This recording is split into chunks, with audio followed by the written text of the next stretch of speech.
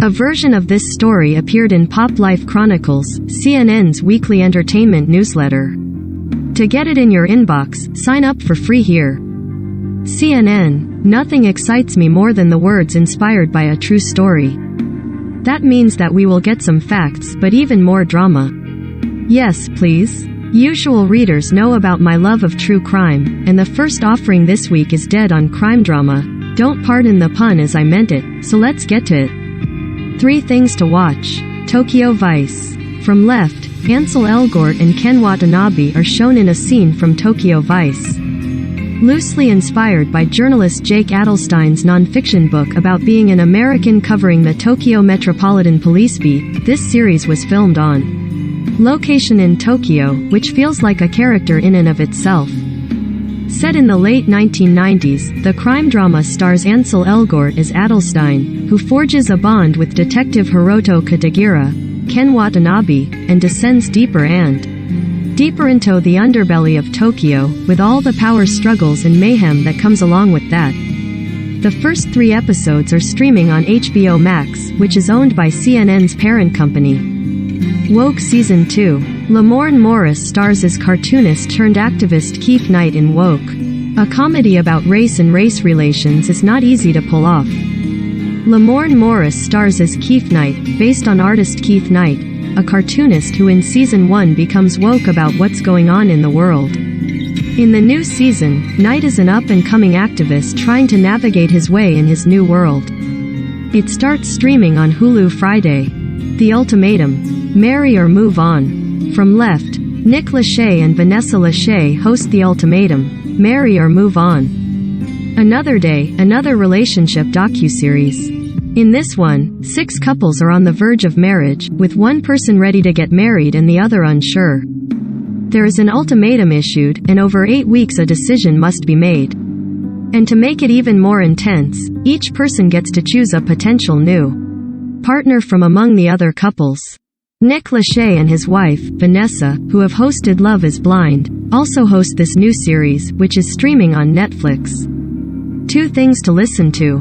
Camila Cabello performs on stage during the Global Awards 2020 with Very.co.uk at London's Eventum Apollo. There has been tons of attention paid to Camila Cabello's ex, Shawn Mendes, pouring his heart out about their split on his single When You're Gone. But she's a singer-songwriter too, and her 3rd studio album, Familia, drops Friday. According to Cabello, she's sharing a bit about relationships as well. A lot of it is inspired by my relationships to my family, my relationship to my friends, my relationship to my partner. It's all about connections with other people, hence, Familia, she told Billboard. The new album includes collaborations with Ed Sheeran and Willow Smith. Jack White performs during the Coachella Valley Music and Arts Festival on April 25, 2008, in Indio, California. Jack White recorded 2 albums during the pandemic, and the first is set to be released Friday. Fear of the Dawn finds him sampling the works of others, including the music of the legendary Cab Calloway. White has a great deal of esteem for other artists and talked to Rolling Stone about where he believes rock music is headed. The genre has been done by thousands and thousands of artists, and some of the people who were the greatest to ever do it did their thing long ago. But look at the hope we have, because people thought hip-hop was only going to last a couple years, and look how long it's lasted, White said. They're still doing incredible things. Like what Kendrick Lamar is doing with hip-hop right now is incredible. One thing to talk about. The Weeknd performs during the Pepsi Super Bowl 55 halftime show at Raymond James Stadium on February 7, 2021, in Tampa, Florida. The Weeknd was probably joking, but he got me to thinking about names. The singer tweeted recently that he felt like he should change his stage name to Abel. He followed that up with a tweet that read, maybe pull a Yee and just legally change my name to Abel. No last name, like Madonna or Cher or Prince. I don't know, it seems like a lot. The singer was, of course, referencing Kanye West changing his name to Yee. We attach a great deal of importance to celebrity names.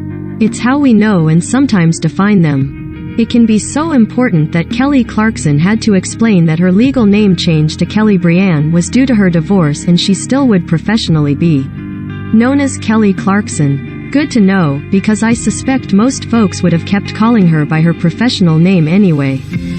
Something to sip on. The late, great Prince performs on October 11, 2009, at the Grand Palais in Paris.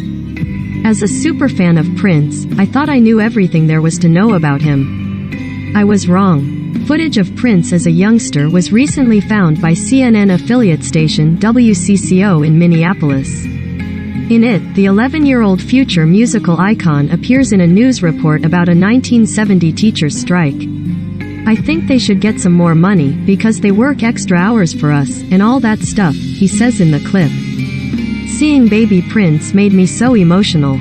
I feel like the world has not been the same since he died April 21, 2016, at the age of 57 from an accidental overdose of the opioid fentanyl.